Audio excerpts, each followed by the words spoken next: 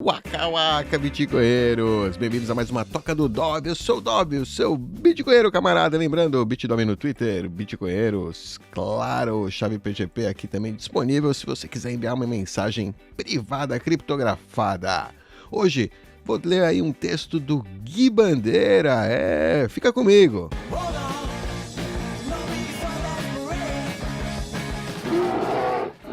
Oh yeah, esse aqui é o texto FTX, fraudes, falências, corridas bancárias e capitalismo.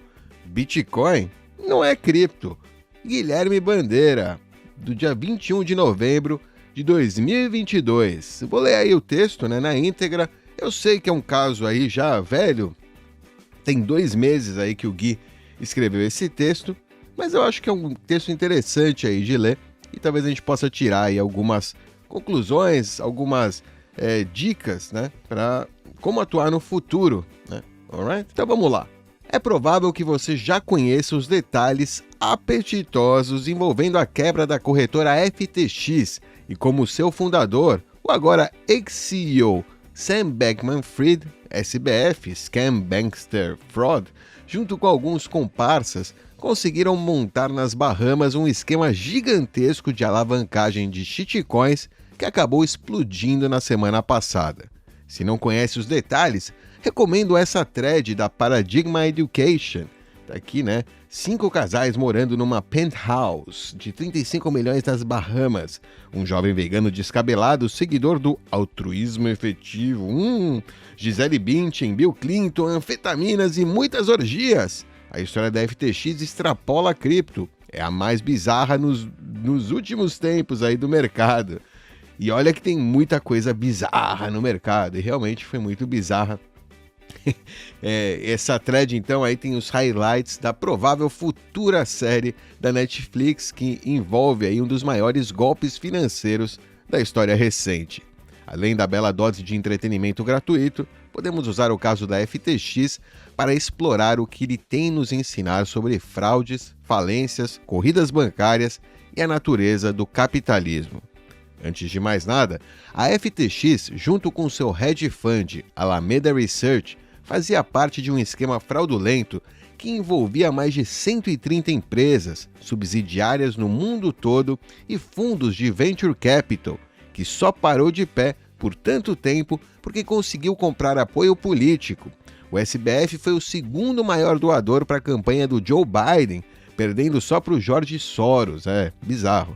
E midiático também, o apoio midiático também, do Tom Brady, da Gisele Bündchen, que eram investidores e garotos propaganda oficiais da FTX, além de dezenas de outros repasses milionários para veículos de comunicação. Aí também o Paradigma pegou aí, alguns dos veículos e realmente durante 2022, 2021, acho que antes também, ele esteve aí em vários veículos, foi tido aí como o menino cripto, o grande nome aí, nos veículos de comunicação, Forbes, Fortune, o que seja. E por que fraudulento? Por 2 motivos. Primeiro, o seu principal negócio era promover, listar e negociar shitcoins, que nada mais são do que artimanhas digitais criadas para ludibriar as pessoas usando siglas e palavras pseudo-sofisticadas como cripto, tecnologia blockchain, DeFi, yield farming e ICOs. Por mais que negociassem Bitcoin também, esse não era o foco da FTX, já que Bitcoin é uma moeda forte e, portanto, um ativo para se deixar longe das mãos das corretoras. Recomenda-se sempre fazer autocustódia e retirar o Bitcoin das corretoras assim que possível. De fato, quando a FTX faliu, ela não tinha em seu balanço nenhum Bitcoin, e embora deva o equivalente a 1,4 bi em Bitcoins para os seus clientes. Por conta dessa natureza não especulativa do Bitcoin, as corretoras não se interessam muito por ele. Mas shitcoins são diferentes e altamente lucrativas para as corretoras. Funciona assim. Shitcoins são primeiro emitidas em forma de tokens virtuais para um grupo seleto de investidores e programadores.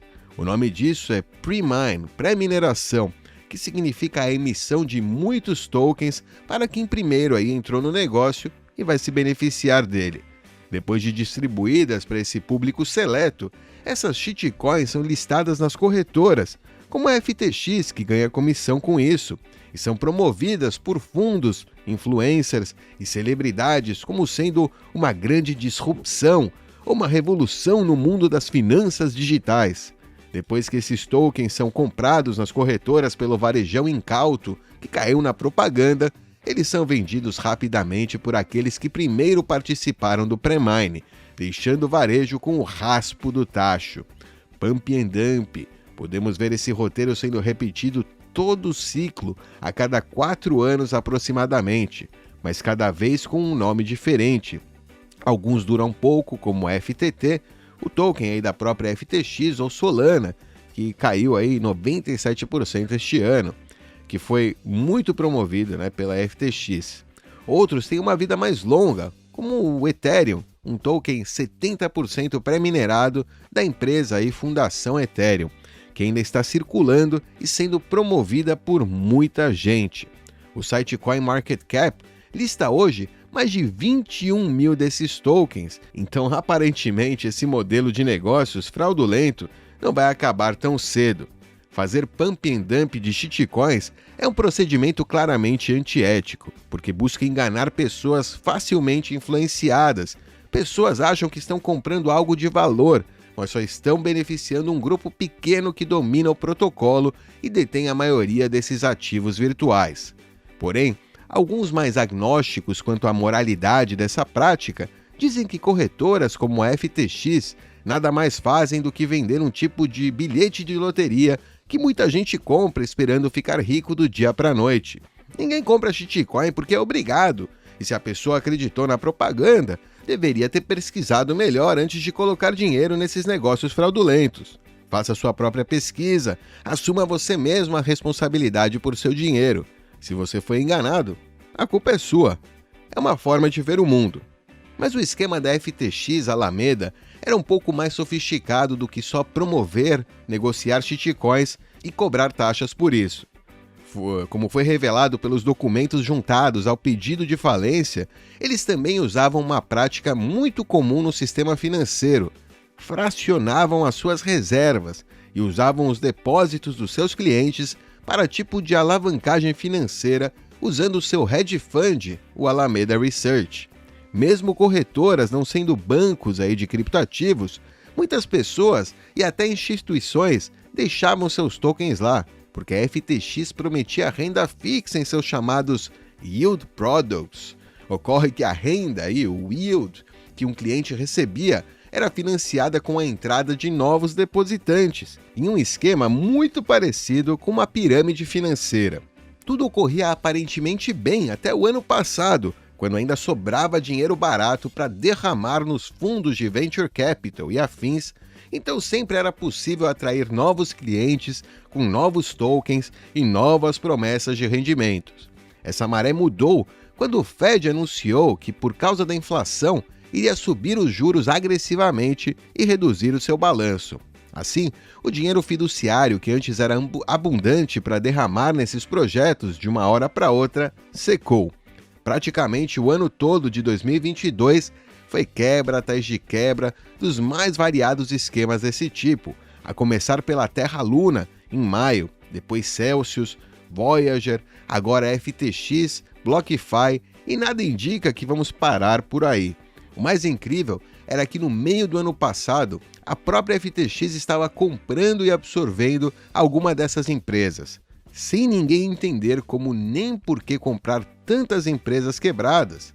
Só agora que nos foi revelado que a contraparte dessas compras era usar os depósitos dos clientes das próprias empresas falidas, como a BlockFi, por exemplo, para continuar aí o esquema de alavancagem.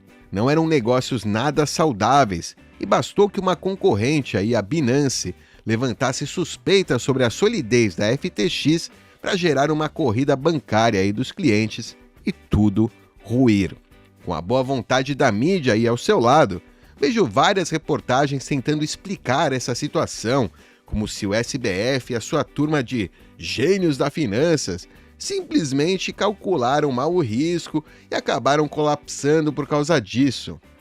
Não é nada disso, Todo esse modelo de negócio sempre foi fundado em fraudes e na alocação errada de dinheiro propiciada pela política expansionista dos bancos centrais. Dada esta instabilidade iminente, muita gente já vinha alertando desde junho, quando a FTX comprou a Voyager, que o negócio iria desmoronar cedo ou tarde. A maior diferença que há entre este caso da FTX com uma corrida bancária tradicional é que não há um banco central para salvar os fraudadores desse tipo, como ocorreu na crise financeira de 2008. Quando um banco tradicional quebra, espera-se que o governo, através do seu banco central, tome algum tipo de atitude para salvar aí a situação. O que normalmente acaba ocorrendo é a diluição do poder de compra da moeda, impressão aí de novas unidades monetárias pelo Banco Central, para comprar os ativos dos bancos privados falidos, ou seja, injetar liquidez, empurrar aí o problema para frente e degradar ainda mais a moeda. O problema só cresce, pois se acaba criando aí, incentivos mais perversos, como o chamado moral hazard, o dano moral, sabendo que sempre haverá um banco central para salvá-los. Os banqueiros acabam sempre operando com cada vez mais risco, muitas vezes operando na zona cinzenta da legalidade, fragilizando ainda mais o sistema. Não existe capitalismo sem falência. Quando uma empresa vai à falência, esse é um sinal de que o capital organizado daquela forma não foi alocado para os seus usos mais produtivos, pois o que foi produzido não foi aceito pelos consumidores nos preços ofertados. O que fazer numa situação dessas? Avalie-se o patrimônio remanescente, listam-se os credores, clientes, funcionários, bancos, fornecedores, etc. Os ativos são liquidados e os credores são pagos na medida do possível. Investidores podem perder tudo o que investiram, mas isso vem na natureza de qualquer empreendimento. É impossível de antemão saber se um negócio vai ser aceito pelo mercado ou não. Por isso, empreendedores e investidores precisam estar dispostos a assumir riscos. Isso, porém, não dá uma carta branca para que o empresário cometa fraudes e use indevidamente o patrimônio de seus clientes, como no caso da FTX. Certamente, haverá um clamor popular por mais regulação depois deste caso. Ironicamente, SBF, quando quebrou, estava justamente fazendo lobby no Congresso americano para uma legislação que lhe fosse favorável nos âmbitos regulatórios da SEC e do CFTC. Mais uma vez, isso prova que regulação governamental é indissociável de captura regulatória. Aquele que tem Bitcoin e faz a sua própria autocustódia não fica preocupado com um caso desse. O Bitcoin, uma moeda forte e inconfiscável, foi justamente criado para evitar os riscos inerentes a qualquer terceiro que lide com seu dinheiro, seja na custódia ou transferência. É impossível imprimir mais bitcoins para salvar uma corretora ou banco. Então, quem acumula Bitcoin sabe que não será diluído para salvar malfeitores como Scam Bankster Fraud.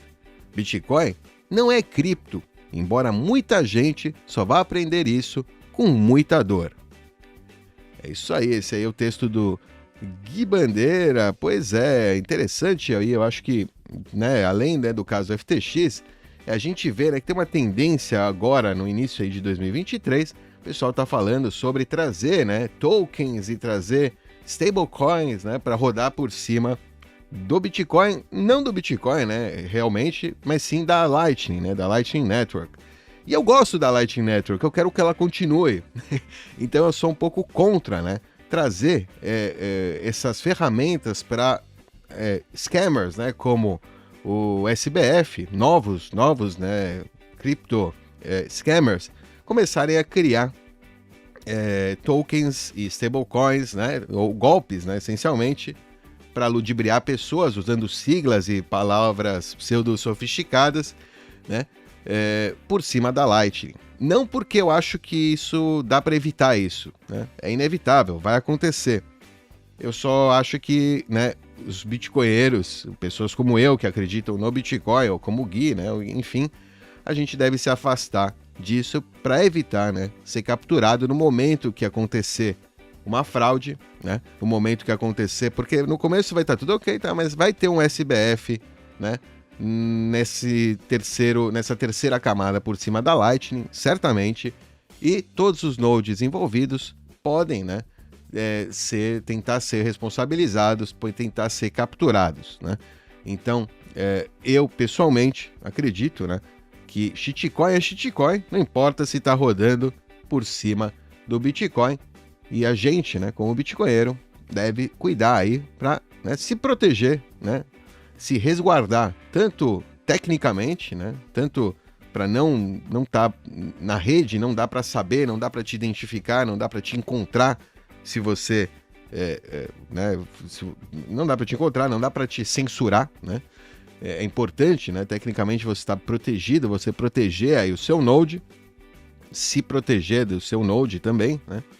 E também é importante, né, que a gente mantenha essa dissociação, né, essa separação clara entre Bitcoin e shitcoins, né, que não haja nenhuma confusão, né, na cabeça das pessoas, né, que existe, né, alguma relação entre o Bitcoin e aquilo que as pessoas estão decidindo rodar por cima aí dos seus nodes, seja RSK, seja Counterparty, seja Liquid, seja Stacks, seja Taro, seja RGB, seja o que seja, né? Ou seja, se a pessoa quiser rodar, né, shitcoins por cima do Bitcoin, tá tudo bem, só não associe isso aí, né? Só tenha consciência de que você está rodando, né, shitcoin por cima do Bitcoin e que vão, né, aparecer scammers, né? Se a rede for suficientemente interessante, né, para os golpistas, eles vão aparecer, eles vão rodar por cima dela, você vai terminar sendo cúmplice, entre aspas, né, desse tipo de operação, né, e eventualmente você pode, né, passar aí por uma regulamentação, né, por um processo de regulamentação de captura, né, de captura. Alright? Isso aí é um negócio que realmente a gente deve tomar cuidado. Não devemos aí, devemos nos manter atentos, né, a esse tipo de ameaça. Não é inevitável? Claro que é inevitável, né? O pessoal cria open source, o Bitcoin é aberto para todo mundo criar o que quiser por cima. Não significa que eu, né, pessoalmente, ou você, ou quem quiser, né, que não significa que a gente tem que apoiar, né, tudo que é criado por cima do Bitcoin, né? Cripto também foi criado, né? A gente pode, FTX também foi criado em cima do Bitcoin, né, usando o nome do Bitcoin. É uma exchange de Bitcoin, né? No início ela foi, né, considerada como exchange de Bitcoin, ou seja, já né? Esse tipo de golpe já acontece, né? Ele já usa o nome Bitcoin, mas uma coisa é usar o nome, outra coisa, né, usar a infraestrutura, usar os nodes da rede, né, parte da topologia da rede, né, que essa rede, que esses nodes sejam capturados aí, né, por causa dessas shitcoins, por causa desses golpes. A gente, né, não quer que isso vire um risco grande para a rede, então eu acho que pode ser usado por uma minoria, mas a maioria dos nodes da rede tem que estar livres dessas shitcoins. Ao meu ver, é sim uma ameaça se uma maioria dos nodes estiverem, né, capturados, por isso incentivados, né, financeiramente a apoiar shitcoins, né? Enfim, o Bitcoin, o ambiente Bitcoin, o ambiente de nodes Bitcoin virar um ambiente de shitcoins, de golpes e fraudes, não é uma coisa legal. Ao meu ver, não é algo que eu apoio, não é algo que eu acho que a gente deveria estar buscando. Temos muito mais coisas mais importantes aí no próprio Bitcoin, na própria Lightning, porque o Bitcoin em si, né, vamos ser sinceros, o Bitcoin em si eu não vejo risco pro Bitcoin, né? O Bitcoin base layer. Mas sim, eu vejo um risco para Lightning, né, com esse negócio aí de Taro e tal, porque pode ter sucesso, porque não tem, a taxa é baixa, a barreira de entrada talvez seja baixa também, né, para os golpes, enfim. Então, é bom, né, é eficaz, vai ser eficiente, né, vai ser eficiente. Então é possível que tenha um benefício, né, mas se toda a Lightning estiver rodando isso e toda a Lightning for capturada, né, eu vou ter que voltar a usar on-chain. E eu não quero, eu gosto da Lightning. Acho que a Lightning serve muito bem, né, para servir satoshis e deveria servir apenas satoshis. É isso aí, bitcoinheiros. Espero que tenham curtido aí esse vídeo. Nos vemos na próxima. Tchau!